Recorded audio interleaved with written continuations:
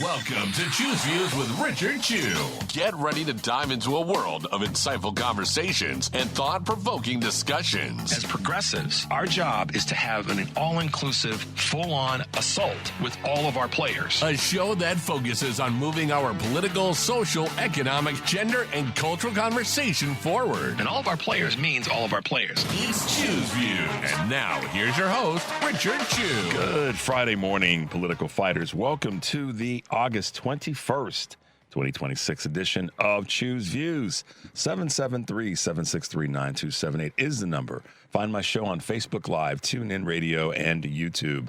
And, of course, we broadcast on WARR down in North Carolina and KTNF up in Minnesota, back and forth. And email me at richard@WCPT820.com and follow me on all of the socials under Choose Views. Catch all of our shows by subscribing to our WCPT podcast on Apple Podcasts, Spotify, Amazon Music, and iHeartRadio. There you can get Choose Views, featured interviews, Joan Esposito, live, local, and progressive, driving it home with Patty Vasquez. It's The Democracy Stupid with Edwin Eisendrath, Out Chicago, and our other great shows and interviews. Also in the evenings, most definitely, The Politics Bar, Matt McNeil Show, and The Gailey Show. Heartland Signal is the place to be, as we always say. And let me tell you a little bit about what's happening there. Excuse me, guys. Probably the big one for me. We had some wonderful articles this week and at Heartland Signal. But a big part of the work in these midterms is creating a check on this president. That comes from Pennsylvania Governor Josh Shapiro, emphasizes why voters need to elect leaders who will stop harmful economic policies that inflate the cost of gas, groceries, and fertilizer for working families. That you'll find over at heartlandsignal.com, our digital news platform, and you want to make your way there to check out all the rest.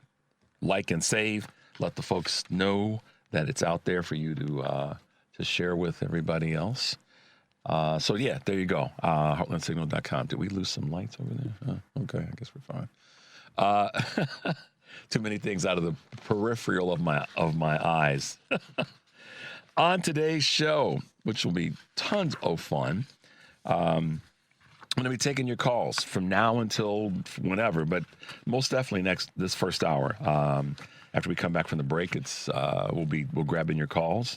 So make sure you reach out to us, because we want to hear what you have to say. It's been a week of questions of the day, commentary, all the rest. So we want to give you guys kind of a chance to rewind and say, hey, I didn't get a chance to comment on this earlier in the week. And so I got something to say. So I'll get to that in a second in terms of questions of the day and what we've been covering and all that's been going on. So bear with us in that moment. But that's who's going to be hanging with us today. Karen Byrne from True Blue Politics Podcast will be with us in the 7 o'clock hour. And Amy McDonald, the Foolish Optimist podcast writer. She's also heading the campaign for Ashley Bell, which is exciting to see. And then Representative Sean Casten will be joining us as well in the 7:30 hour. So we have our morning busy today, guys, but we look forward to that. And like I always like to do on Fridays is just give kind of a quick rewind on a couple things. The first rewind will be, a little bit about our guest that we've had for this week, and just to give some shout outs and thank yous to the people that have been with us. On Monday, Sean McCann was with us from the great state of Michigan. And we had a conversation with our good friend Mike Nellis talking about what's happening in his world and how the Justice Department is trying to come after him. Over some craziness. Jamie Firestone was with us talking about what's going on in Russia and oligarchy. Anderson Clayton, if you recall, who is the chair of the North Carolina Democratic Party, joined us. Representative from Ohio and Minority Leader Donnie Isaacson was with us on Tuesday. Phil Andrew joined us on Wednesday. Kurt Mullett from Hoosier Blue 63. Greg Palast and Edward Ward talking about what's going on with voting in the country. Yesterday, we had Richard Kalbaum, who is the head of the DFL party in Minnesota, and Kim Author joined us. Anna Classfell was here to talk about everything legal, his podcast, All Rise Up. So If you are curious about the week, that's what happened. You can check all the you can catch all those shows by subscribing to our podcast. And you can go to all the other podcast services that we talk about each morning as a way to grab our show, share it, send it on to someone else that you know. And you should do that. It keeps you busy. It gets you out of your silo as well. So make your way over to heartlandsignal.com to grab our articles, and you can catch all of our shows by subscribing to the WCPT podcast on Apple Podcasts, Spotify, Amazon Music, and iHeartRadio. In case you missed something earlier in the week, I even have to go back. Like, oh, wait a minute, I need to check out a clip, and I'm going to talk a little bit about that when we come back from this first break. Hopefully, it'll make some sense what I'm trying to do and trying to say. And we got a couple clips that we'll bring to you guys in the 6:30 hour. But I want to hear from you today, what you got to say. And in that space, question of the day. And the question of the day, but also kind of where we've been with questions of the day for the week. Let me just run down for you this week as best I can. I got that organized. There we go. All right. Going back to earlier in the week on Monday, I asked you guys on Monday, based on the orange one hiding in the container, who do you think will be the next person to resign, or if there will be anyone at all? If you guys remember, we asked that question on Monday. And then our question on Wednesday was, how do you guys deal with a family member or coworker or colleague that is still in the Trump camp or with MAGA? Yeah, that was our question from Wednesday. And then yesterday's question, which I'm going to talk about a little bit again. Hold on a second. Let me get this back in order. Sometimes these things just decide they want to speak in their own mind. With so many important political races that are going on right now, who are you going to try working with or working on in terms of campaigns this cycle? Who are you going to contribute to? Whether it be your money, your time, calls, all the rest. That was yesterday's question of the day. So I'll ask that one again. Today, what political races are you going to get involved in one way or another, whether it be with your money or your time or other resources that you choose to put out there to help with all these big races that we've got going on? So let us know. We want to hear. Got a lot of things to cover, but we want to make sure we get you guys in as best possible. So give us a call, send us a text message. Today's question, keeping things light. Definitely want to hear from folks on this one, Henry. Keeping things light, guys. What is your go-to song? Last week we asked about yacht rock. That was very specific. We're going to broaden it a little bit. What is your go-to song when you got to get your head right? What is your go-to song when you got to get your head right? You just, you're having one of those moments, you're having one of those days, and we all have them. We know that. We definitely do. And there's that song that you will turn on the radio. You turn on your, whatever device you happen to be listening to, and it's the song that you go to get your head right. And with all the craziness that's going on right now, I'm sure that many of us are burning up the replay and the rewind on some of the songs that we have as our go-to songs. I'll share with you guys. I think we probably, the answers that we're going to get today, Henry, are going to be more than just one, which is good. And I don't care what the musical genre is. It is what is your go-to song? We've talked about this before in terms of some of your favorite movies, but what's your go-to song? I've got mine. I've got a few, to be honest. But no judgment on whatever the song is or whatever the musical genre is. But, on these Fridays, I want to try to have a little bit of fun with the question of the day as best we can, so that you guys know that we aren't just hardcore, only politics and social issues all the time. And I got to tell you, if you could hear what goes on when we're during the commercial break, you'd go, oh my God, those guys are lunatics in a good way. So, all right, let's take a quick break, Henry. The number is 773-763-9278. I'm Richard Chew. Keep it locked in. We'll be right back with more of Chew's Views.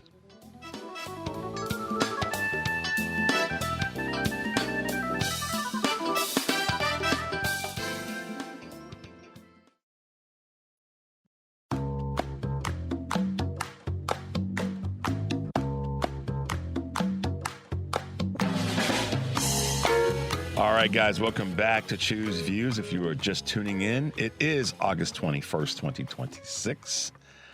And so here we are, a month still left of summer. None of that summer's over because Labor Day's around the corner. No. Summer is here for another full month, so enjoy it.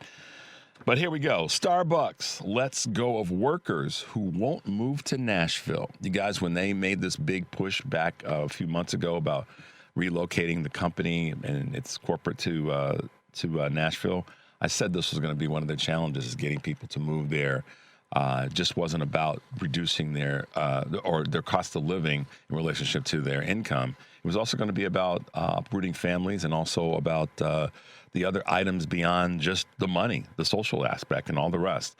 About 120 Seattle-based Starbucks staffers who declined to relocate to Tennessee will lose their jobs by November 1st, according to Bloomberg, citing a regulatory filing. Already, the coffee giant has eliminated 104 roles, affecting the team that oversees the design and construction of its stores, according to Bloomberg. Those cuts were part of a broader restructuring effort designed to stimulate growth after 6 straight quarters of same-store sales decline. Earlier this year, Starbucks said it would open a corporate office in Nashville in hopes it will house some 2,000 staffers. But like I said, they were going to have a tough time with that move to Nashville, and it's already showing itself. The next Silicon Valley could be by the beach in Waikiki. Hawaii's all-important tourism industry hasn't rebounded to the pre-pandemic levels, leaving the 50th state in an economic bind. Enter the startups, especially those with an ocean or space focus. State officials are trying to lure orbital launch firm Phoenix Space to the island as a first step to building an aerospace industry. Some are looking to defense, too, capitalizing on Hawaii's position between the U.S. and Asia. Lawmakers and economists hope these buzzy money-making companies will convince young Hawaiians to stay on island and even attract skilled workers from the mainland. More workers are greeting promotions with a, quote, no thanks. It may not be to the level of take this job and shove it, but more workers are declining promotions that require work-life balance concessions. And I do think that that's part of the concern with folks going to Tennessee with Starbucks. According to the survey, nearly 14,000 conducted by the emotional insight platform Hint, 59% of Americans would reject promotions that call for longer hours and even at an increased pay. Elevations to management draw particular skepticism. Gen Z and younger millennials prefer not to oversee others, while Gen X is stretched by caregiving for their parents and children.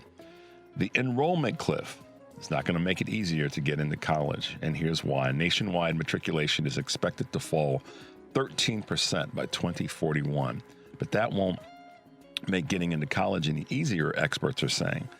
In-demand schools are attracting more interest as teens rethink the value of a degree. After all, why spend the money if it won't lead to a good job? That same reasoning is drawing more applicants to larger public schools, too. While fewer teens may actually enroll in college, those who want to are fighting for spots at an even smaller number at schools today. And the Paramount WBD pact could cost Los Angeles thousands more jobs and money. $2.7 billion is the estimate in terms of economic value that could be lost, and could go as high as $4 billion because of this deal. And this is a report that comes from the CVL Economics and LA's Department of Economic Opportunity. Researchers determined that 4,500 job hours are at stake over the next 3 years in the top 52 industry jobs already have been cut since 2022. Still, the deal has key backing. Cinema chains have come in around it, and 2 Hollywood unions want a settlement to the multi-state lawsuit challenging the deal. And there's no relief in sight as healthcare costs are dogging workers. Already high healthcare costs are poised to climb even more in 2027, according to the Wall Street Journal. This year, Americans with workplace coverage have spent an estimated 8% more on healthcare than they did in 2025. Imagine getting an 8% pay increase versus having to pay more in health insurance because of this idiot in the White House and his cabinet. A separate focus for next year predicts an annual spike of 11.1%, which would be the sharpest year-to-year rise in the last 2 decades. Employers are telling many folks that this is utterly unsustainable. Population health experts are saying this across the board. All right, guys, there you go. A couple of quick Choose Views and news items on this August 21st, 2026. I'm going to talk a little bit about health and some previous segments that we had this week just in a moment. But for now, today on Live, Local, and Progressive, for those of you listening to WCPT, Joan Esposito will be taking your calls and talking to Chris Fitzsimons. Chris Fitzsimon, I should say, host of the Stories from the States podcast, which airs on WCPT Saturdays at 6 o'clock.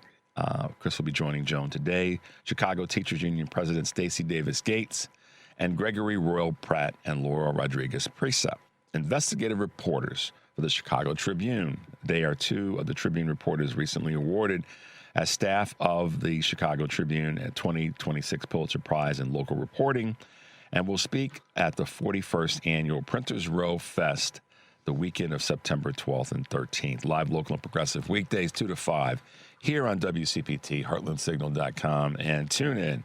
For my listeners here on WCPT tonight, Driving It Home with Patty Vasquez, co-host will be Illinois State Rep Stephanie Kiefowitz, and their guests include Zia Varagon, Chicago-based author whose debut book is Love Your Trans Big Sister, advice on the trans feminine journey. On September 2nd, Chicago Center of Halsted presents Love Your Trans Big Sister, a reading, conversation, and celebration. So check that out. Driving It Home with Patty Vasquez, weekdays 5 to 7 here on WCPT, Heartland Signal, website, TuneIn, YouTube, and Facebook. Monday, Brad Smith, candidate for Congress in the 6th District of Wisconsin, will be joining me. Dr. Deb Howery, Senior Fellow at Yale School of Public Health and former Chief Medical Officer at the Centers for Disease and Control and Prevention. Sarah Jones from Politicals for USA will be joining us throughout the course of the week. Congresswoman Nikki Buzinski, Congresswoman Robin Kelly, former Congressman Joe Cunningham, Professor Kevin Schultz, and immigration attorney Kate Lincoln Goldfinch. Tomorrow, Saturday, it's the democracy, y'all. I don't want to call you stupid, but it's a democracy, stupid. Jill Wayne Banks will be in for Edwin Eisendrath, and her guests include Victor Shi, Gen Z activist, podcaster, and communications professional, Jim Robineau, author, presidential historian, lawyer, and regular contributor to Vanity Fair, Washington Post, and Politico, and Chicago Sun-Times Washington bureau chief Lynn Sweet will be joining Jill tomorrow. Rachel Van Lanigan will be also in the House, professor of law and associate dean for research at Southwestern Law School in Los Angeles, and retired Air Force Lieutenant Colonel. There you go. A full house of people on Joan's show, on Patty's show, on Edwin's show. So you got to tune in. Where else would you be? We'll give you a reminder on that again later in the show. But for now, a couple of quick comments about this week with something to chew on, our segment this morning. So I rarely go back and recap something, but I want to go back because I had a good friend of mine reach out to me and say, hey, Chew, I heard you had a guest on the other day, and he made a reference to something about the importance of connecting with Maha. So who was the guest? The guest was Denny Eisenson, who was with us talking about what's happening in Ohio. And he referenced that it may be tough, or it may not be the normal process, but we need to reach out to the Maha movement. And, you know, sometimes I don't catch things on the first go around, and I have to go back, and sometimes I'll get a reminder, or someone will say something to me, Henry, and I'll go back and listen to the segment and go, okay, let me comment on that, even if it includes a little bit of not a full cleanup, but a dust up on aisle 7. But I want everybody to understand or appreciate this as best you can. I'm not a supporter of the Maha movement. When Representative and Minority Leader Isaacson was on the other day. He made reference to building bridges, and we need to build a bridge when it comes to healthcare to the MAHA movement. And although I understand what he's saying in terms of reaching out to others to build bridges and make things better for all of us, I'm not a fan of MAHA because of what they've stood in the way of actually getting done. As much as they may complain about things with regard to our healthcare system and health in general in America, making America healthy again, they've stood in the way. They've been very skeptical of established just science that has proven to be right. The MAHA movement stood in the way of vaccines coming forward. And they're standing in the way of that because of the leader of this movement, essentially, Robert Kennedy Jr., is the leader of this conversation. And let's also remember that not much, I shouldn't say nothing, but most of what MAHA is talking about are already things that Democrats have been speaking about for decades. So this is nothing new. When Michelle Obama talked about making sure, for example, that obviously we lower the cost of health care, that we restrict certain chemical additives to food supplies, that we work on spending more time making sure that our children are protected and eating better and pushing exercise, limiting corporate influence on the food supply and restricting pesticides. Those were all Democratic ideas. They didn't come from the Republicans, but they got in the way and they yelled and screamed at Michelle Obama for saying we need to see our children exercise more. So MAHA, I am not a supporter of. And I don't want anyone to think that because I did not immediately push back on the Representative Isaacson that I am a supporter of MAHA. I am definitely not a supporter of MAHA. Let me be perfectly clear and leave you with something to chew on. Let's take a quick break, guys. The number is 773-763-9278. I'm Richard Chew. Keep it locked in. We'll be right back with more of Chew's Views.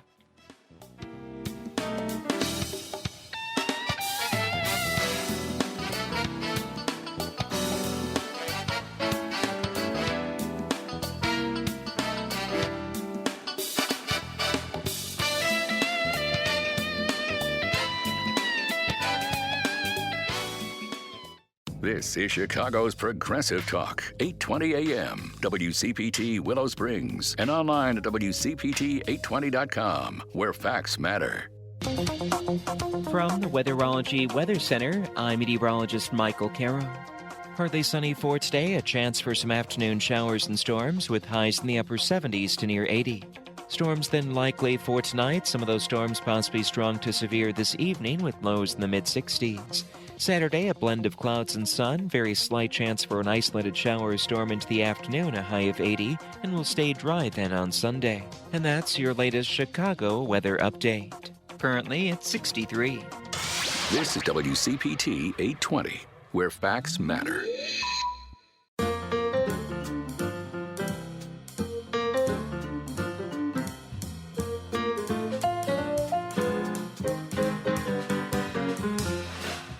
All right, guys, welcome back to Chew's Views. If you are just tuning in, I am Richard Chew, and this is the place to be on this Friday morning. There you go. Already a couple of great suggestions or music songs that get your head right. This comes from Cassandra in Oak Park, Illinois. She's got two of them, Henry. We Are One by Maze. Great song. Yeah, Frankie Beverly and Maze. Great song. Wow. And then from Earth, Wind, and Fire, September. Yeah, there we go. That song's going to get a lot of airplay starting in a week or so. You know, it'll be played by it'll be played by us, folks listening to music, but it's also going to be, I'm sure, in many of the commercials and all that kind of stuff as well. So I'll give you one of mine. And it goes back to the 70s, and it's a song by a group, McFadden and Whitehead. They only had a couple of hits, but the song is Ain't No Stopping Us Now. And for obvious reasons. Great song, but that's a song that I've heard at a lot of different venues. I've heard it at weddings. I've heard it in locker rooms. President Obama played it a few times at some of his campaign rallies, and the list goes on. And it's by the group McFadden and Whitehead, and it's Ain't No Stopping Us Now. I think everybody's heard that song. No matter, you could be a hard rocker, you could be country and western, totally classical, but that's a song just by the title itself that resonates real well with me. Another one that you guys may not even know about, but you might know. It's by a guy who had a few songs back in the early 80s. His name is D-Train. He's out of New York, and it's called Keep On. So if you know a little bit about me after 2.5 years of this, you can see why those songs are in my brain or my go-to songs. So there you go. But speaking of someone that's keeping on and keeping up the fight and would say there ain't no stopping her right now is the Democratic nominee in Florida for U.S. Senate, Angie Dixon. She did an interview with Kristen Welker, and we're working to get her on the show here, so we'll see what happens. But she had, and this is it's a little over 2 minutes, so you guys, you can take some notes on this one. It's a good one. This is how I believe, how I want to see more, or I hope more of our elected officials will handle corporate media and their questions, their framing of their questions, and maybe even reading through the intent of what the question might be. Ms. Dixon does a great job here. She, I don't want to rob her of the way she did this, but I just found the way she handled this interview very well done. So check this out, progressives. Why join the DSA if you disagree with various parts of their platform? Does it not just become a distraction from your own campaign and your own agenda? You all are the only ones that are distracted. I'm actually going out talking to voters about the things that matter to them. And so we should make sure that we're pivoting to the right conversations. The fact remains that there are people who are dying because they don't have access to quality health care. Meanwhile, Ashley Moody voted to end the ACA subsidies. As I stated, nearly 300,000 people fell off the Affordable Care Act rolls. There are people who are dying because they don't have access to health care. Also, the fact that Ashley Moody is corrupt, right? She's corrupt. She allowed $10 million that was supposed to go towards the most medically needy kids to be diverted because they wanted to defeat 2 citizen-led ballot initiatives. The status quo is broken. People are losing their minds right now and taking their lives and even taking their children's lives. And the people at the top want to stoke division and want to push this hateful rhetoric. At the end of the day, I have always been about the people of Florida, which is why my campaign is Angie for Florida. I want people to no longer just survive. They deserve to thrive and flourish. Very quickly, because I know that you have to go. Congressman Jolly says he is a capitalist. Would you call yourself a capitalist, or do you reject capitalism? I live in a capitalistic society. I'm a small business owner. I like to make money. I don't see what the problem is. So are you a capitalist? I'm a capitalist who believes that we need some strong regulation. Okay. All right. And will you campaign with David Jolly? Are you planning to campaign with him? I don't have a problem campaigning with anyone on the Democratic ticket that is for actually having quality health care, that's for actually expanding access to universal child care. I want people who want to improve the quality of life for all Floridians. I'm sorry, I am still operating on a minimum amount of sleep, but I am out here just, talking to people. I'm super excited. Look, y'all, it doesn't have to be this way. I believe that hardworking, everyday people should get to shape what our communities look like and what our economies look like instead of this billionaire class that is actually running the show. I'm ready to put the power back in the hands of the people. Wow. Angie Dixon, y'all. I think I would, if I could vote in Florida, I'd want to give her all the support. See, this is what I mean when I say we have to, as progressive liberal Democrats, wherever we are in this wonderful country that we live in, or if you're out of the country, wherever you are, we have to support this kind of person. And for a couple of reasons, primarily because of what she said about I'm a campaign with anybody that's for taking care of the people. And so I have some observations I have to make here. First of all, Kristen Welker got handed her lunch. Plain and simple. She got handed her lunch. She tried to ask a question that was about dividing and creating more, as my mother used to say, the S word, the word that begins with S and ends with T. She wanted to create some more stuff, stir up the pot in a way that was just for what purpose? To then be able to try to wedge in and create exactly what so many of the folks in corporate media are doing, which is to find a way to try to wedge between the DSA wing of the party and the liberal part of the party and then the moderate part of the party or even the conservative part of the party. That's all the corporate media is looking to do is find ways to create wedges. And Ms. Dixon wasn't having it.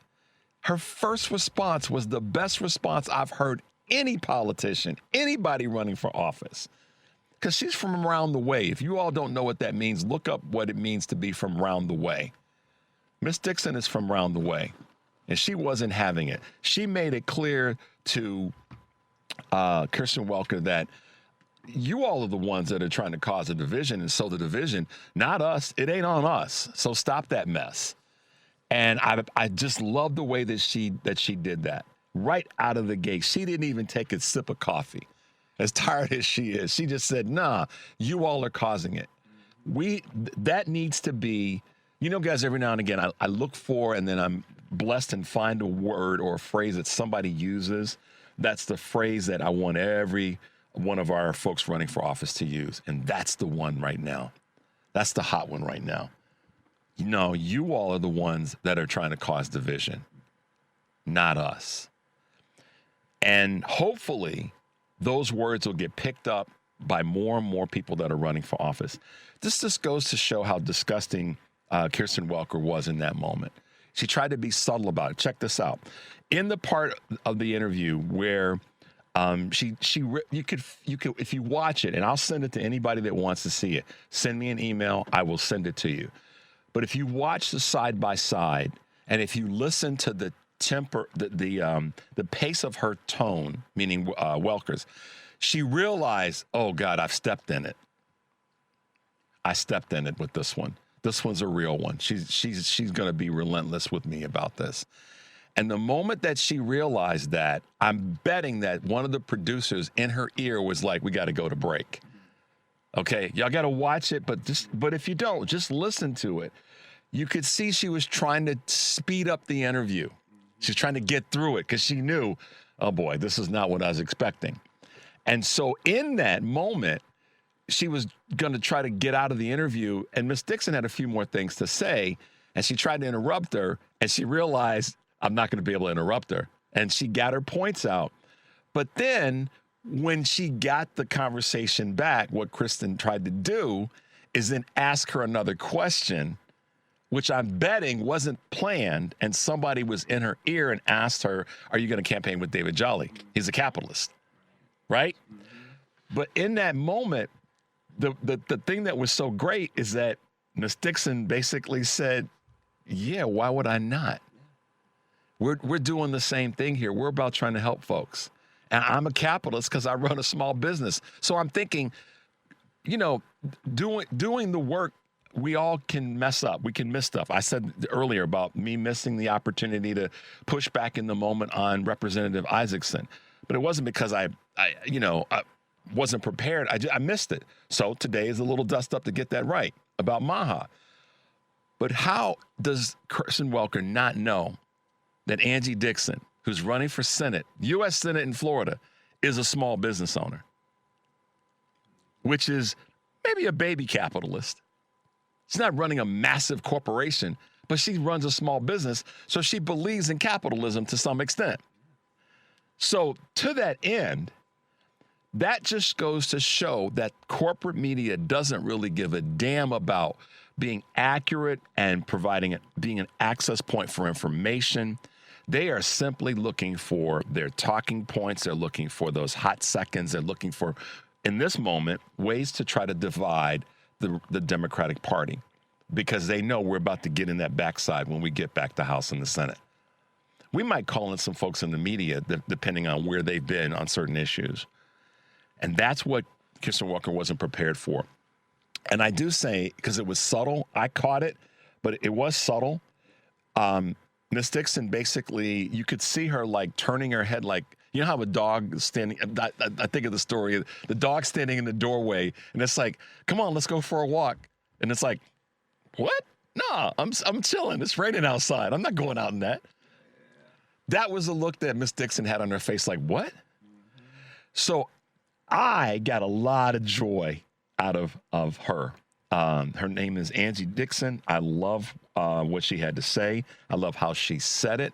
I love that she was relentless in her points of view and that she made it clear, I'm campaigning with anybody that's here to do the work. And if David Jolly is one of them, and again, Kirsten tried to separate the two of them. And Ms. Dixon wasn't letting it happen. So kudos to you, Angie Dixon. We are going to do everything we can to have her on the show. So there you go, guys. Let's take a quick break. The number is 773-763-9278. I'm Richard Chew.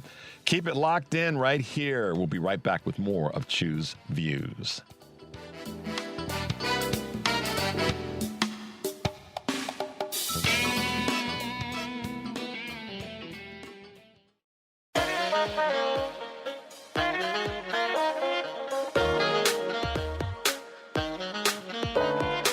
All right, guys, welcome back to the show. And here's a cleanup on aisle 7. I'm running on calling her Angie Dixon. It's Angie Nixon. Oh, Lord. I'm thinking of Angie Dickinson. No, I just wrote it. I just had it wrong. You know, okay. I can't cover for myself. That voice you hear is our good friend Karen Byrne from True Blue Politics Podcast. Is going to hang out with us for a little bit this morning, a little extra time. Yay. But yeah, it's Nixon. Well, I don't want to say think Nixon because you know there's some we don't want to. She gets to stand in her own light, which is what she did. Yes, she did. She totally. I mean, that was beautiful. I mean, this is the thing. Hello, by the way, Bernie Karen, Sanders is a welcome to the show. Thank Good you. morning. Thank you for proper introduction. Thank you for having me. And I woke up extra early this morning to be here a little earlier, but yeah, look, Bernie Sanders is a capitalist. I got news for all you people out there that bank account's pretty large. Yeah, he's a capitalist. And what she said was so perfect. We need regulation. We need heavily regulated capitalism. When you have a trillionaire, right? We have a trillionaire now in this world. Okay, nobody needs that kind of money. Nope, don't need it. You may want it. You may get it, but what do you need it for? If you're not doing it if you don't have that kind of wealth to do social good, rather than building data centers in Memphis, Tennessee, and causing people who live across the street basically to not be able to hear themselves think. Mm-hmm. Yeah. What does it say about your mental health that you feel like you need to have? It's like money hoarding. Right. You need it versus wanting it. Wanting it is okay. But I need it, that's a different emotion. Well, everybody wants to be able to afford things. Everybody wants to be able to save, which is out of reach for so many Americans. And never mind, the Gen Zers and that are coming up or whatever. What's Karen, savings? I want to see what it feels like to skydive, but I ain't doing it. No. I'd like to. I thought about it. But I'm not going to do it. I don't think I'm going to do it. No. Mm-mm. I'd like to see what it's like to deep sea dive. I've snorkeled, but I'm not deep sea diving. Right.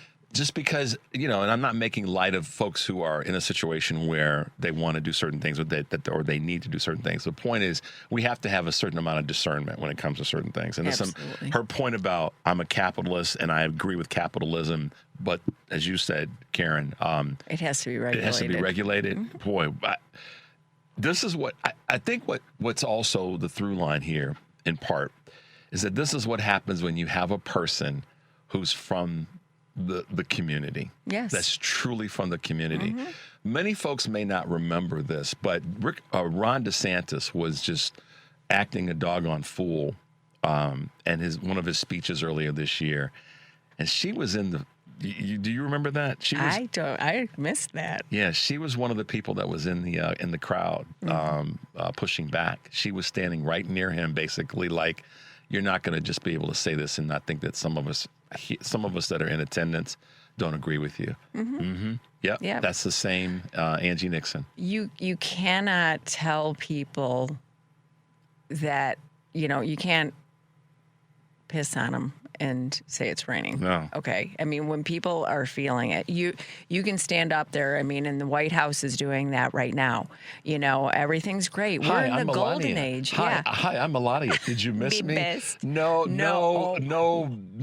we did not. We did not miss you. And when did you come out of your coffin? Oh, you know when they started talking about the relationship between Trump and Natalie, the stalker. Natalie Hart. Yeah, that's when. It's like, okay, no, we got to clean this up. We got to bring Trod and Melania out for, her annual appearance. That was a knock on her coffin. Oh.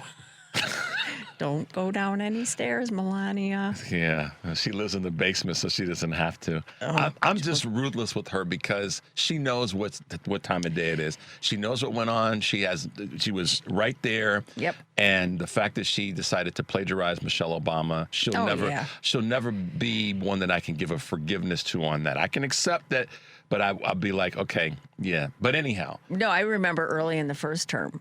And she and Barron were living in New York, and everybody was like, it's a good thing she's keeping him, in the school that he was in, and there was like this attempt to, being the good mom and all this stuff. It's like, no, you're letting your baby go out there and mess with, be in the mess with the others, right? The other spawn. Yeah. No. Yeah. And I'm pretty sure, I mean, look, and other people have said this, so I'm not, but I believe that Barron is on the spectrum. I mean, we've never actually heard Barron speak. I won't go there because I won't talk about him specifically, but I will use a phrase that my mother used years ago. Mama's baby, Papa's maybe. Yeah. Maybe. Well, maybe. That may not be Donald's. Yeah. Let's do the DNA test. Yeah. Although he does, don't you think though? I think he favors. Yeah. I think he favors. I'm just being snarky. Oh, okay. Yeah. I think he says. Well, it's in terms of his behavior, he definitely. I mean, Donald doesn't want to seem to, to associate with him or whatever. Which is the crazy. But he doesn't care about his children. He doesn't care about any of them. That quality clearly doesn't fall too. What is he? Apple doesn't fall too far from the tree when it comes to what we've heard reported about his parents. Yeah. So there you go. Yeah. But no, I think that someone like Angie Nixon is making it clear she's from the community of the people that she wants to represent, and she's been doing it for a while as a community organizer. And someone that's organized people throughout the state. And I'm very hopeful. I know that it's Florida. Yeah. Just like I am with David Jolly. I'm very hopeful, but we know that it's Florida. And I literally do pray that Florida, the voters in Florida will say, you know what? Byron Donalds is not only not qualified, he's going to set us even further back than Ron DeSantis has. And this is one of those times where I've had people say to me, but, Chew, he's going to be the first black governor of Florida. I'm like, that has no bearing on me whatsoever. No. Zero bearing for me. And I don't care if you live in Florida, you listen to this show, you live in Pittsburgh, you live to the show. I don't care for Byron Donalds because he is a wrecking ball. Yes. And he will be harmful to the state of Florida. Your tourism numbers will go down. There's a lot of things that will negatively happen if he is elected the governor of the state of Florida. Yeah, and they have some real issues. I mean, just with climate change and properties down there are uninsurable. Right. That is a real issue. That should be a real issue for every Floridian. Listen, you can have all the money in the world, but if your house falls into the ocean, exactly. Okay. And you. So did you hear that, Ken Griffin? How brilliant was it now of you to move your company to Miami? But that's a whole nother conversation. I'm in snark mode this morning, Karen. You are. What did you send me by osmosis last night? Well, okay. So yes. Wait. What was the question of the day? Oh, the question of the day was, what's the song, or it could be a couple of songs that you use to get your head right when you're just not, you don't have both of the oars in the water and you've got to turn on that song. Last week I asked, because it's just to kind of lighten the mood a little bit, about yacht rock song. Yeah. But what's just your song in general that is the one you use to get your head right? So Marvin Gaye, Mercy, Mercy Me. Yeah. Okay. And then I would say George Harrison, Peace on Earth. I can't remember the title of it for some reason because it's early. But the one that goes, give me love, give me peace on earth, give me light, give me life, keep me free from birth, give me hope to help me cope with this heavy load, trying to touch and reach now you're showing you off. with heart and soul. That one. Okay. Mm-hmm. Well, you know that song? We're about to find out. Yeah. Well, we've got a few. Let's see. We've got some more from Cassandra. What else do we have? Oh my goodness, guys! Sorry about this. We got stuff all over the place. We got phone. We got computer. We got. Let's see. Someone says that. From Philadelphia, Marvin Gaye's "What's Going On." Yes. Shirley, I hear you. Yes, I hear you. That's another one. Tear the lyrics of that song apart, and it's an inspirational song. But the lyrics in that song are really meaningful. And the time, I think it came out in 1969. Yeah, I just got chills. Right? Mm-hmm. And then fast forward to where we are today. And so there you go. Let's see, anyone else? All right, so let us know what your song is if you've got one. We don't want to run past time. Chaos and Incompetence, Karen. That's where this. That's the new name of this administration. Yeah. This thing with we'll say Natalie Wood with Natalie Hart. Natalie Hart is yet another distraction, and it wasn't one of their making because let's just give it up. Senator Ossoff. Oh. He said nothing about, he made no innuendo about the nature of their relationship. They would rather be rolling around in their plane. Yeah. That's the truth. And it is the truth. And that is not the story. This is the story. Why is it that she went unvetted for over a year? They did no security clearance for her. Who does she know? Who has she been talking to? Chaos you and have competence. access, that close of access, and we don't know who she's talking to on the outside. Karen, I've said this a few times in private. I'll say it now on the show. This is a breach of security beyond belief, because what if she is a Republican Manchurian candidate? Mm-hmm. And my mother had lots of great phrases. This is another one she said, that be careful of who you, quote unquote, tick off, particularly in relationships. This is before, the phrase a woman scorned was a phrase that was used a lot. My mother would say to me, some people have the mindset that if they can't have you, nobody can. Mm.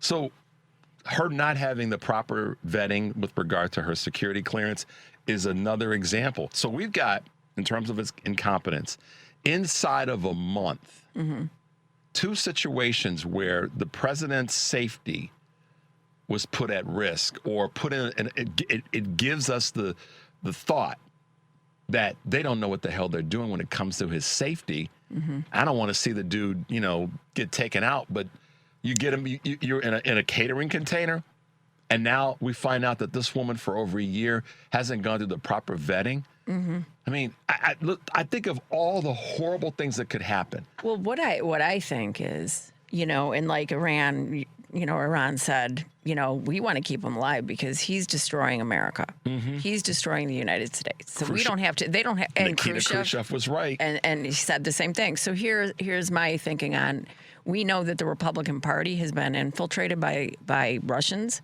before with Marina Butina. Remember? Yeah. So they do that, and they had Russians in the Oval Office. So anyway, who is she talking to? Hold your thought, because we got to take a break. Okay. All right, guys, the number is 773-763-9278. I'm Richard Chew. Keep it locked in. We'll be right back with more of Chew's Views.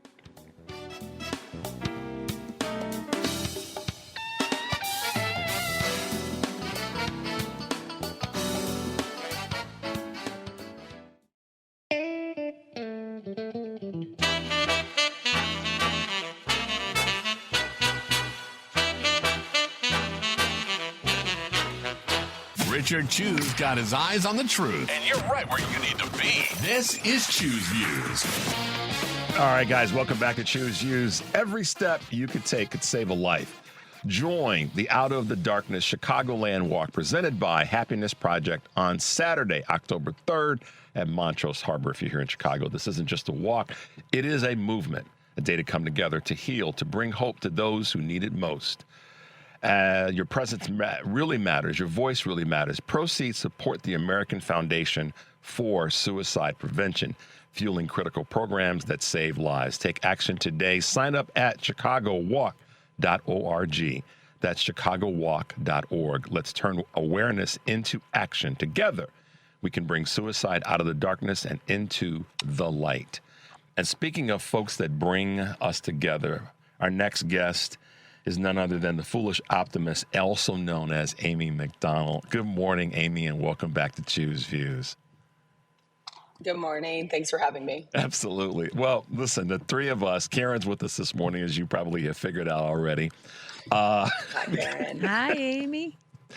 The three of us are smiling, and we're one sentence away from total snark between the three of us.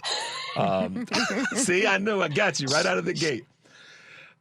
So we were talking about this earlier, Amy, and I don't know if you've seen the interview yet or the clip from MS Now. Was it not MS Now? Meet the Press Mm-hmm. with Kristen Welker talking to Angie Nixon.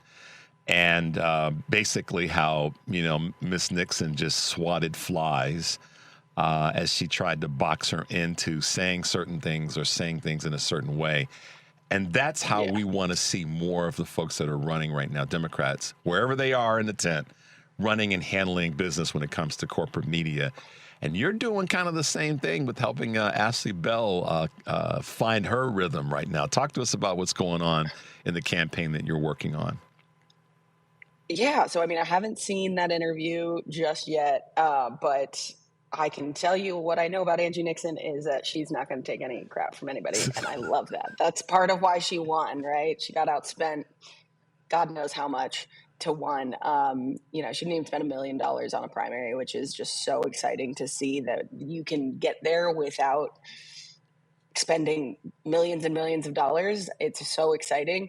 Our campaign down here in Winston-Salem is exactly the same, right? Ashley is running without institutional Democratic support, without the DNC or the DCCC.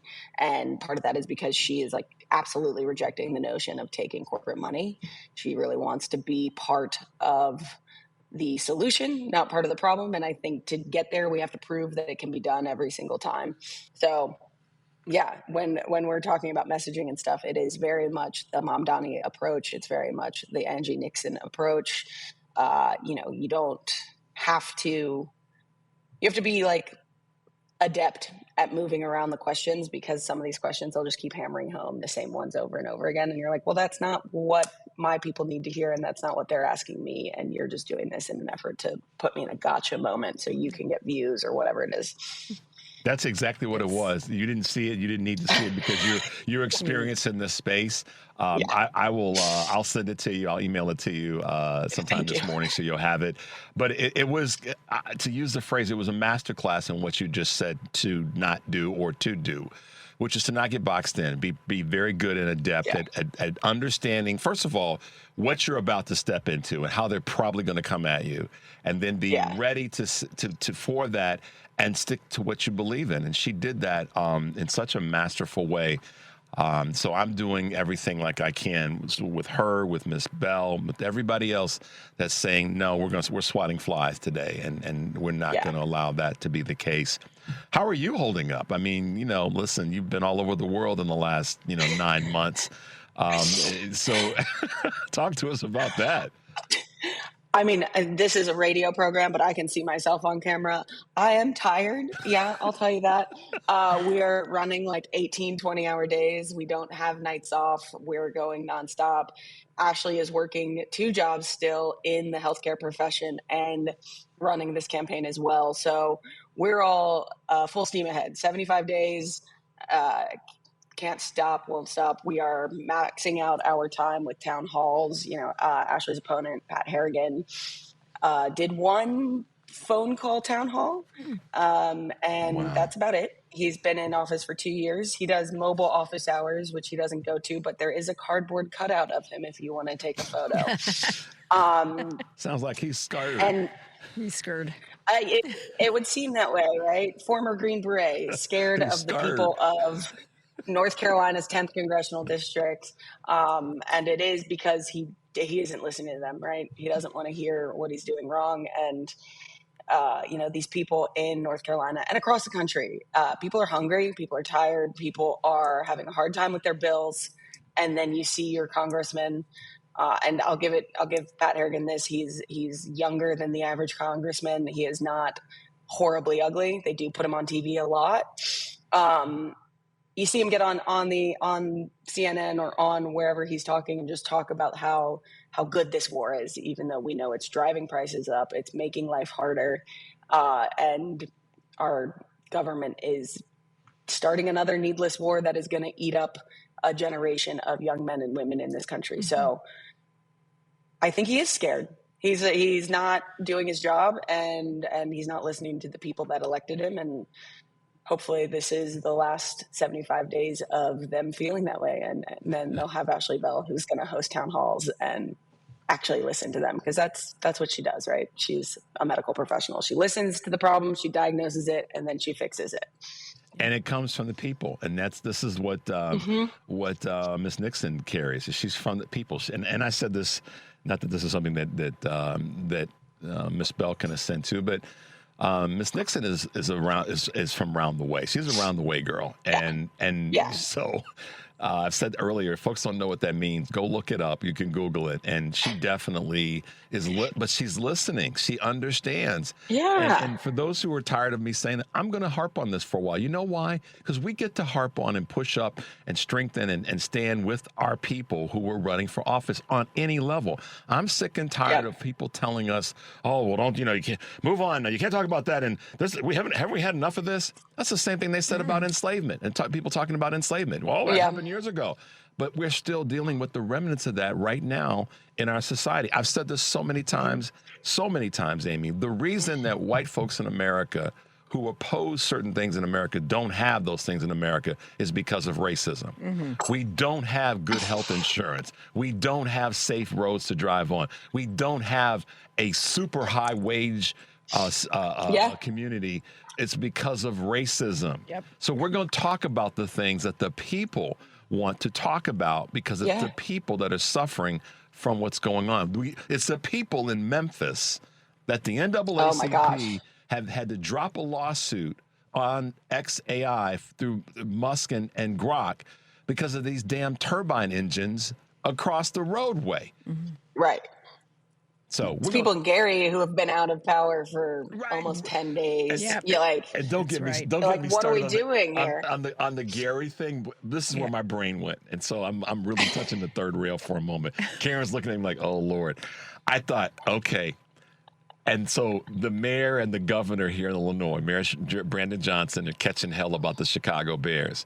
And the governor's catching hell about the Chicago Bears. And the first thing I thought of is, wow, I wonder what would happen if the Bears moved to this part of northwestern Indiana, and then the lights go out and they can't get the lights back on during the football game. What y'all gonna feel about? How you gonna feel about that? Anyhow, but that's a grid issue. How in the hell does a state not get a community of people back up? You know why? Because of racism. We know. And that's why, can I just say, too, it reminds me of the early days of COVID, and when the narrative was being floated that it was disproportionately affecting Black people, right? Yep. Yeah. The slow walk and everything. So it's all about racism. Yeah. I mean, and so here we are again. And just so everybody knows, we're going to talk about these things. We're going to amp up and push up and prop up our candidates, because we know the other side. And the other side isn't just the quote unquote defined GOP MAGA party. It's all the others that are trying to make sure that we don't have a seat at the table. Mm-hmm. And some of that, in fact, a lot of that is corporate media right now, because they know that the more we have the Angie Nixons of the world and the Ashley Bells of the world and the Dr. Syeds of the world, and the list goes on, the more they're on their heels. They can't deal, they can't fight back on that enough, because their questions are so compartmentalized. Let's take a quick break, ladies. The number is 773-763-9278. I'm Richard Chu. I am hanging out with two of the smartest folks, Karen Byrne from True Blue Politics Podcast and Amy McDonald from The Foolish Optimist. I'm Richard Chu. This is Chu's Views, and we'll be right back.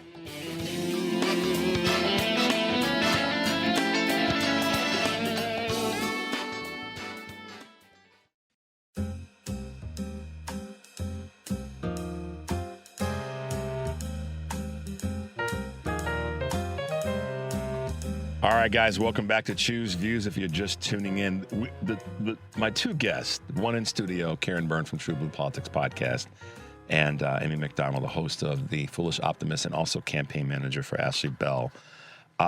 Two of the sharpest knives in the drawer, and they will cut you. So, they will cut you. So. I'm ready. Amy, there's some really good folks that are running in your state, and you've had them on your podcast. You've talked to a number of people. Give us a sense of some of the folks that you've been talking to that are not just running in your state, but are running in other states around the country in terms of local elections, and what's been sort of the through line, the connective tissue in those conversations that you've had. The connective tissue is what we've already talked about, right? These are people who listen and then they take action based off of what they've heard. And that can be anywhere from city council to school board to state senate or state house. In Charlotte specifically, JD Missouri Arias, he ran in 25, and that's when they do their municipalities. There'd been an incumbent in the seat, and it was a Democrat. Charlotte's a very Democratic city. He went around and he talked to 200 people in his district before he even declared. He decided, if people want me to run, I'll run, but I'm not just going to run for running's sake. And then there's like Jen Wiles up here near Winston. She's on the east side of Winston. She's running for state house. She's also a healthcare professional, and she did the same thing, right? But she's in a little bit more of a red district, so there hasn't been people on the Democratic side. And there is a lot of people running, even in districts that aren't favorable to Democrats, but they heard that people wanted a choice, and they said, well, dang, I'll do it, right? Jared Sluss is one of those down in Alabama. There had been no Democrat running at the state level in, I think, 20 years, and he's running. And they've been building up these local, county committees for the Democratic Party, and they're really stepping in where the state parties are failing people and the national party is failing people, right? I mean, Alabama is not known as a Democratic stronghold, but it is actually a state that I'm paying really close attention to this year. I think it is our canary in the coal mine in a good way. Mm-hmm. I think we're watching decades of work bubble up to the top in Alabama. And I don't want people to sleep on Mississippi either, right? Like, we've got a Senate race down there. And then, of course, we've got like Arkansas. These are not states we talk about as Democratic strongholds, but there are people all over this country, and there's Democrats all over this country, right? And people are fed up. They're sick of not being listened to, and they're sick of not having options. And so people are giving them those options, even in places that seem insurmountable, right? Indiana's another one. I've got a guy out there running for a second time at the state level right outside of Indianapolis. And, they keep moving the needle. And he's like, part of this is just letting people know we're here. We're here. We're not going anywhere. And even if it's hard, we're still going to run these races, and we're still going to build up this Democratic apparatus. It's interesting. The part of the narrative right now from national media and from different operatives in the media is that they want to continue this sort of depression and suppression of voting, or the participation of Democrats in this current cycle. And they're doing it in ways that's really subtle, and unless you're paying attention, you may not catch it. And here's an example. after Dr. Syed won the primary in Michigan, the narrative was, well, he didn't win by a big enough margin. Okay, that was what was coming out of a lot of the corporate media voices. He didn't, they said he was going to win by 20. He only won by this percentage. Okay. And then the next thing that happened is Francesca Hong did not win in Wisconsin, and David Crowley did. So now it wasn't that David Crowley won. It was, well, something's wrong. Democrats are not coming out because Francesca was supposed to win by all these numbers, and she didn't. And David Crowley came out of nowhere. And that is happening in races across the country, where even when in a primary, this is the thing, in primaries, you and I going at it, and you win by 2 percentage points, and then they say, well, dang it, Amy didn't win by 9. Are the Democrats really there for each other? It's another tool of divisiveness that so talk to us about what you're seeing. Am I blind? Am I missing something here? You are missing one thing. The poll that came out about Francesca Hong was fabricated, and the entire company is they're closing down. They made up the data. I missed that one. Yeah, I did miss that. Wow. Yeah. So this goes back to one of our listeners, Andre, who often says, and I didn't mean to cut you off there, he often says that the polling is part of the problem, and too close to the elections should be banned. I'm sorry, Amy, go for it. It's also in statewide primaries, we can't actually poll the way that we need to poll to get accurate numbers. So that's part of why Abdul El Sayed's numbers were off. That is a very normal amount of numbers to be off as it pertained to the Michigan primary, right? Like about 10 points. We can't poll the way we need to poll for a statewide primary. And that has been like a known fact for decades. But then every year people are like, oh my God, shocked. And I'm like, no, this is the same thing that happened last year. You're just forgetting because we've got so much shit being pissed in that word. That's okay. I think we got it. I think Mike got it. Okay. I feel like that's like barely a cuss word. Yeah, I agree. It is something. That is really. It is something that we all do. Small potatoes. But it's this thing. And then, of course, we've got the polling out of Montana where people are treating it like the Bible. They're saying, Alani Bankhead needs to drop out because Seth Bodnar is the only hope for Montana. First of all, I want to make it clear, we're probably not winning Montana. Second of all, you're telling people that they need to be disenfranchised for a man who is definitely running as an independent, air quote, but he's a Democrat, and he chose not to run in the primary because he knew he couldn't win. And so he came in on this third side, and people were chirping for weeks, and they had no concept of what the rules actually were. The Secretary of State said a Democrat has to be on the ballot. She can't drop out because someone else would have to join in, right? Mm-hmm. And then secondly, you're saying we're going to disenfranchise voters because we might possibly have a chance to win because of this one poll. And I had people online saying it's an irrefutable fact, and I was like, the polls have always been, like, for the last decade, the polls have been wrong, and you're telling me it's irrefutable. I mean, I had steam coming out of my ears. I looked like a cartoon character because I was like, this is an insane thing to say. So you have to, like you say, right, polls are not usually right. Second, you have to be very abundantly clear-headed when you're on the internet, whether it is mainstream media or it's influencers or it's content creators. People are being paid to say things, and we don't know what they are because we do not have regulations around that specifically for content creators.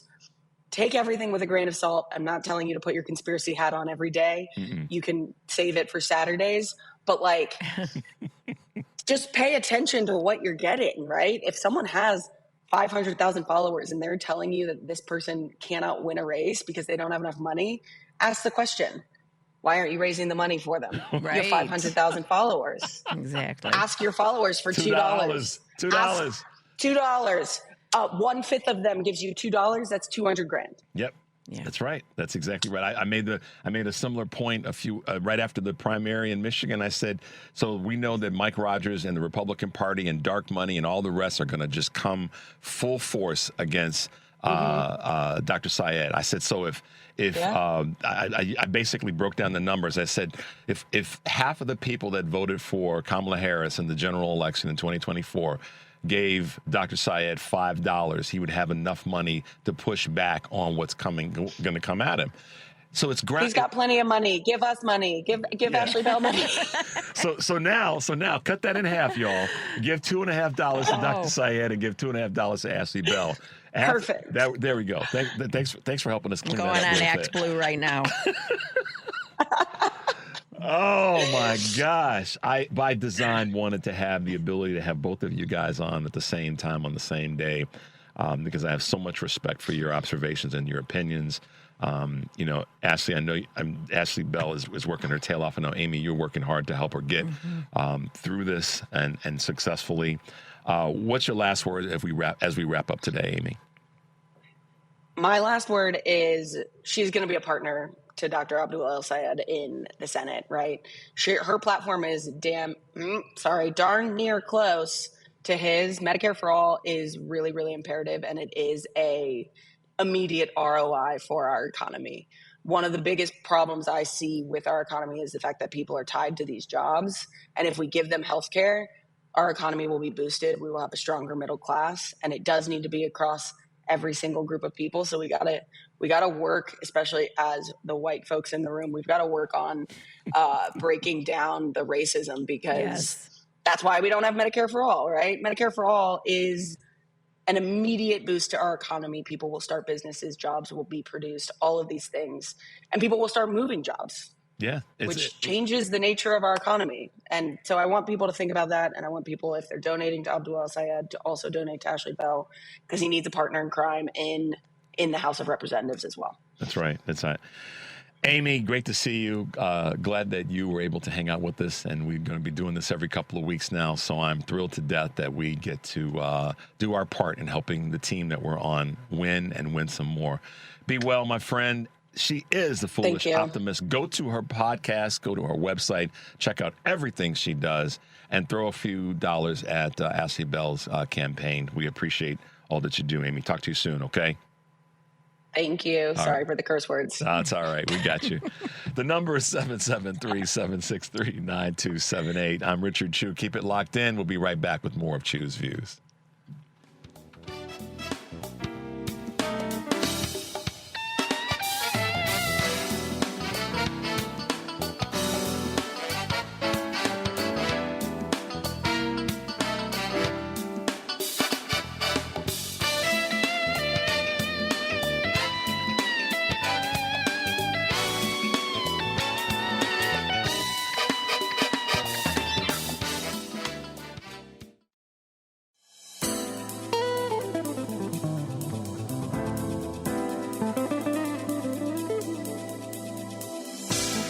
All right, guys, welcome back to the show. If you're just tuning in, this is Chew's Views, and thank you for being with us this morning. A couple of quick songs that come from Nancy. Lakeshore Drive, What a Wonderful Life, America. Yes, 3 great ones to get your head right. Nice to have Amy McDonald with us, and, of course, our good friend Karen Byrne from True Blue Politics Podcast. Our bench is strong, guys. Our bench is strong. From Illinois' 6th Congressional District with us this morning, who's someone that believes that we should be able to breathe and have good water and be able to walk outside and see the beauty of the horizon, is Representative Sean Casten with us this morning on Chew's Views. Good morning, Representative. Thanks for being with us.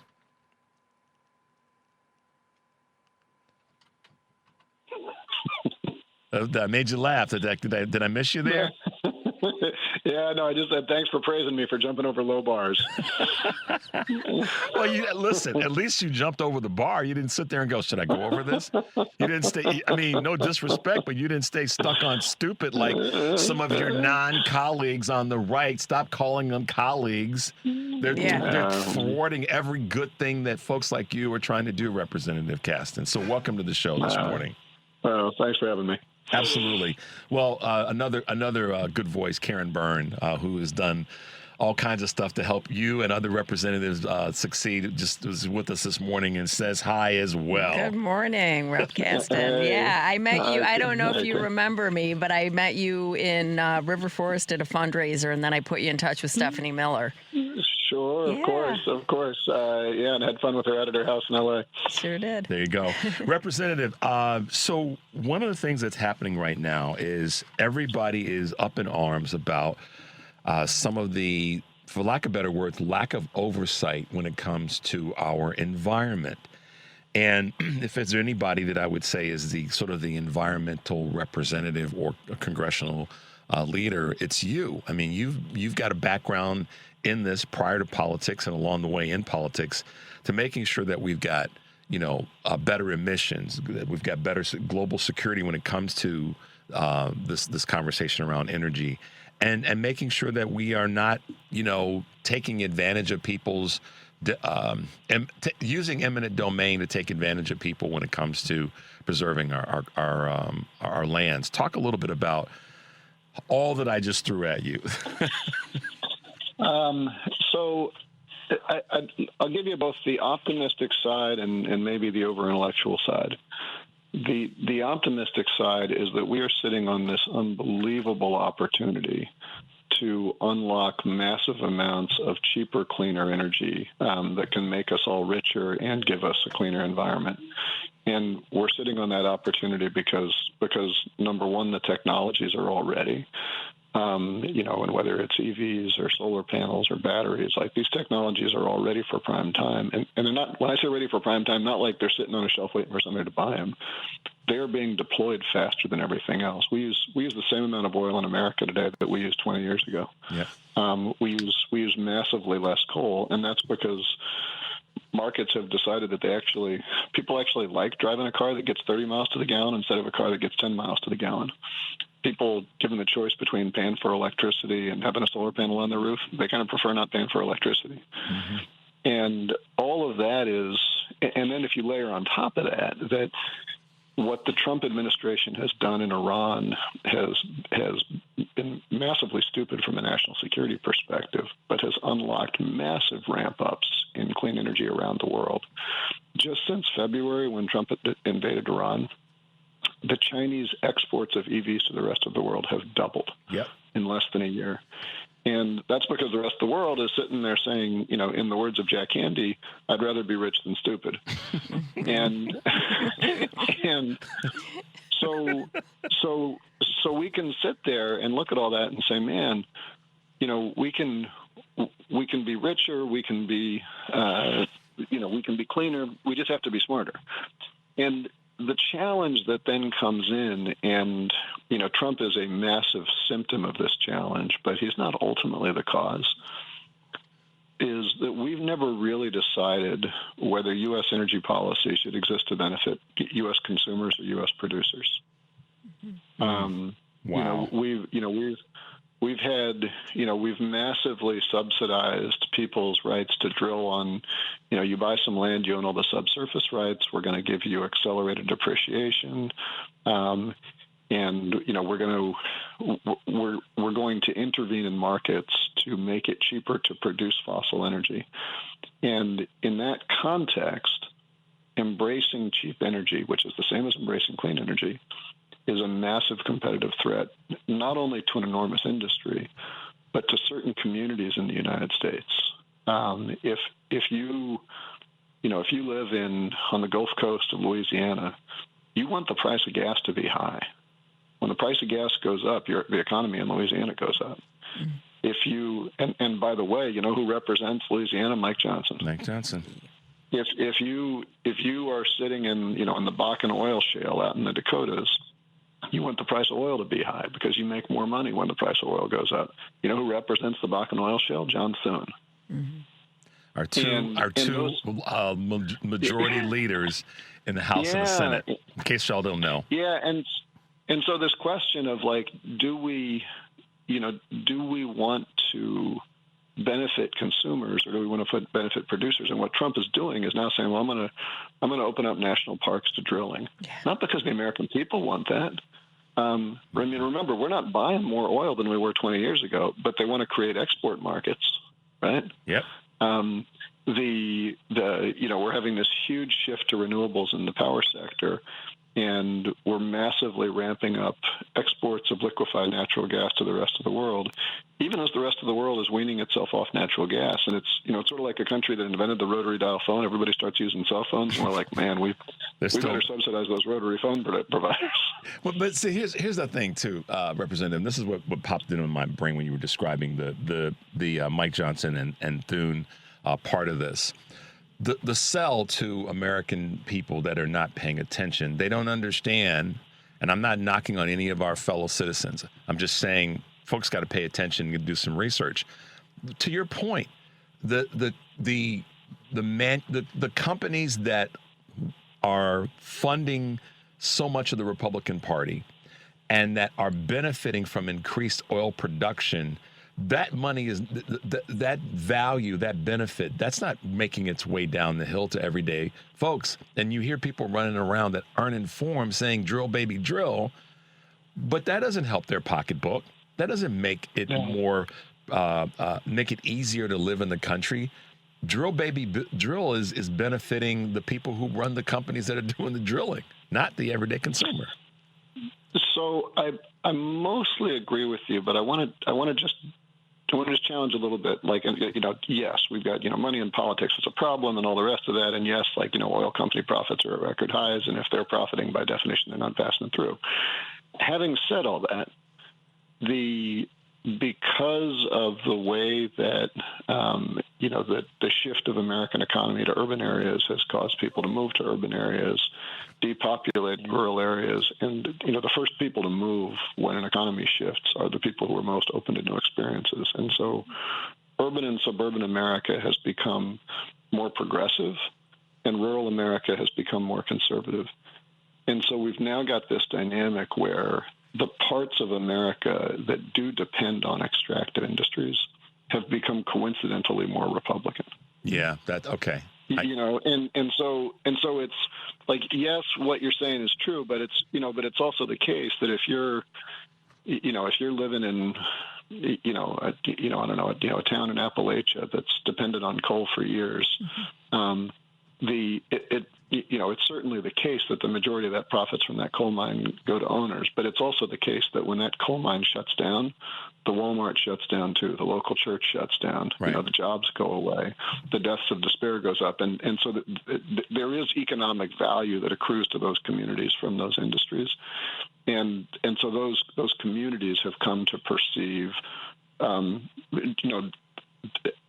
some ways accurately, that the rising oil price is good for you if you live in Oklahoma. You're going to get a bigger bonus that year. You're going to be able to provide your family a little bit nicer set of Christmas presents when the price of oil is up. So there is that dynamic that's just more a rural America, urban America, which has coincidentally become a Republican America, Democratic America split. Yeah, and that then pushes the political narrative, which is that the rural communities if they're left behind, who's leaving them behind? And it's not the progressives that are leaving them behind. It's the businesses that want to continue to extract rather than put back into the community. So then there are opportunities there, and folks end up leaving, and those that stay. Yeah, even years ago, we were working on some clean energy projects in West Virginia, and I was talking to some folks there about sort of how the coal industry has changed, and they said that the thing that killed coal in West Virginia was longwall mining. And I sort of paused. I was like, what do you mean longwall mining? And they said, well, that was when they automated the mines. Mm-hmm. And then the next thing that killed the coal was the rise in natural gas. I know this is renewables, but they're sitting there saying from a jobs perspective, those industries prioritized ways to extract coal with less and less labor. Makes sense, right? You want to be more efficient. Then they prioritized extracting things like gas that were more profitable. And only now you've got renewables. But I think for those communities, I think you have to empathize and understand that they're looking around and saying, what I know is that my boss doesn't give a damn about me, and what I know is that the government doesn't give a damn about me. And so why should I trust anyone? And I think, one of the things we really tried hard to do, and I think successfully did in the Inflation Reduction Act, was when we provided those incentives for clean energy, we provided much bigger incentives in energy transition communities. And so when you saw all of that capital flowing much more heavily into redder parts of the country, it was because those redder parts of the country are those energy transition communities. And we want them to feel like this is a win for them too. And I think we can do that, but we have to be intentional about it, which means A, not demonizing the folks in those communities, and B, I mean, for goodness sake, not, pulling these back because we want to go, back to 1970 or whatever, Trump and Chris Wright are trying to do. Yeah, without a doubt. Representative, let's take a quick break. The number is 773-763-9278. I'm Richard Chew. Keep it locked in. We'll be right back with more of Chew's Views.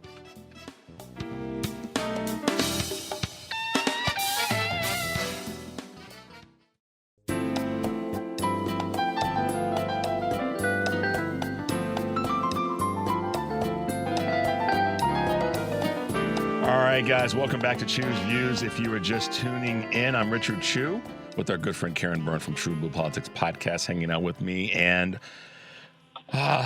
one of those other folks that's just getting it done, U.S. Representative from the great state of Illinois, Sean Casten.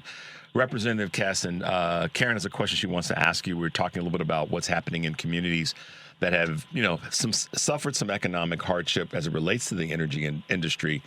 Karen has a quick question in that space. So listening to you speak about these different communities, I remember Hillary Clinton going in, I believe it was West Virginia, and stating that coal was dead, but that we were going to be investing in other sectors and, to bring clean, renewable energy. What are the conversations that you're having with people in those communities, and do they seem more open to it now?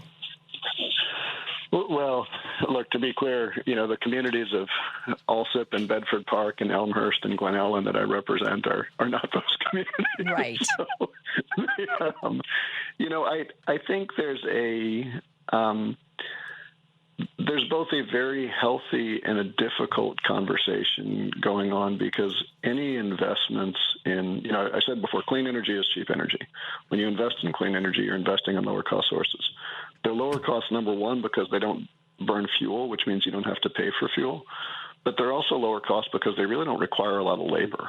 Mm-hmm. If you think about, if you're going to run a coal plant, not only do you need coal miners, but you need railroad workers to get the coal from the mine to the plant. You need coal handlers at the plant. You need ash handlers in the back end of the plant. And compare that to a solar farm where, you hardly need anybody. And seen from one lens, that's a huge investment in labor productivity, and that's how the economy grows. Seen from another lens, that's a lot of folks who have lost their jobs. And I always tell people that the story of John Henry is the story of you can love John Henry and you can think steam shovels are pretty cool, right? But you got to understand both sides of that equation. And and I think for the folks in those communities, I think we all struggle with this a little bit. It is objectively true that every time we've had a technology advance that grew labor productivity, we ultimately created more jobs than we destroyed. Mm-hmm. I think it's also true that we almost never create jobs for the specific people whose jobs are destroyed. Yeah. That's that's such a. And sorry, go ahead. Sorry. Yeah, no, and I just think we need to be very empathetic and intentional in understanding. Not but what do you say to someone who's 58 years old, was thinking they had a couple years left before retirement, and the coal mine shuts down? Mm-hmm. Telling them you're going to send them back to community college to learn about thin film deposition so they can build solar panels. Mm-hmm. That's not. It's not just foolish, it's offensive, mm-hmm. right? And that person's not just looking for a paycheck, they're looking for dignity. Yep. And I just think we have to be really thoughtful about that and understand the pain. And there's going to be some sort of that transition. But the flip side of that is that those transitions are not coming because the government got woke. Mm-mm. Those transitions are coming because the businesses, I go back to what I was saying about the West Virginian who said longwall mining killed this community. The business was the one that decided to invest in labor productivity, right? Mm-hmm. The business is the one who decides to shut down that mine when it can't compete because the power is cheaper and the coal plants can't run anymore. And that doesn't make the business bad either. But I think those of us in government have an obligation to say, okay, we know the economy is going to do that. How do we provide some kind of safety net, some kind of dignity for the people who are left behind? Because otherwise you just get more and more, growth of, nihilism and I don't trust anybody in some of those communities. And that's how these United States become a lot less united if we're not careful.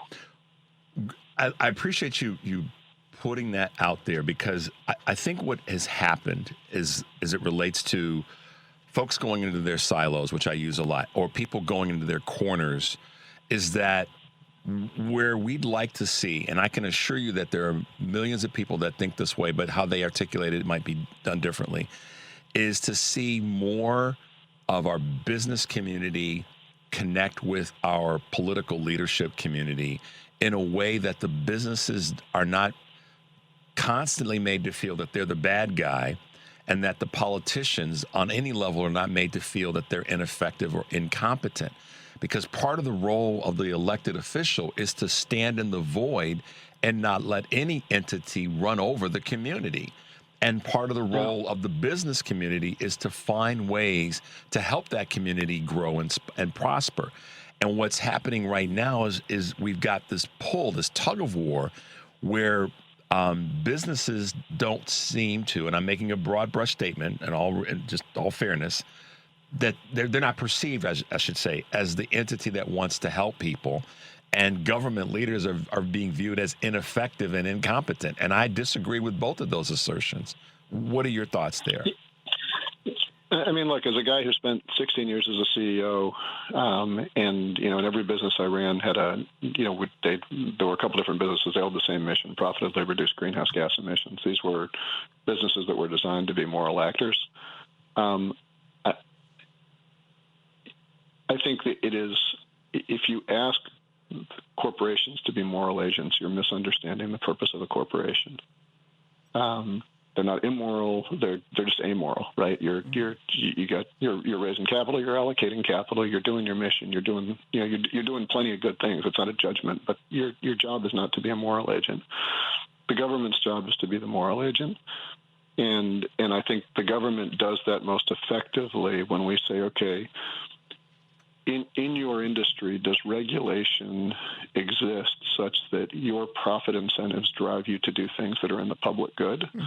And if not, how do we change those markets to make that work? I spend a lot of time on utility regulation, and we've got this big bill, the Energy Bills Relief Act, and a lot of it is going through and saying, if under current rules, if an electric utility invests in a grid upgrade that lowers your cost of power, the electric utility probably loses money. That's a regulatory choice. It doesn't make the business bad for choosing not to invest in the lowest cost sources, but let's change those regulations and make it fix. So I think that's, to my mind, that's the regulator's role in this. I think on the business side, what's hard, and I don't know how you fix this, I don't know if you've read, I just finished Aaron Russ Sorkin's book on 1929 and everything that led to the Great Depression. Mm-hmm. But there's these stories of J.P. Morgan, not the bank, the individual, and all of these titans of banking traveling to Europe to try to save the European financial system before what became the collapse of Germany. Right.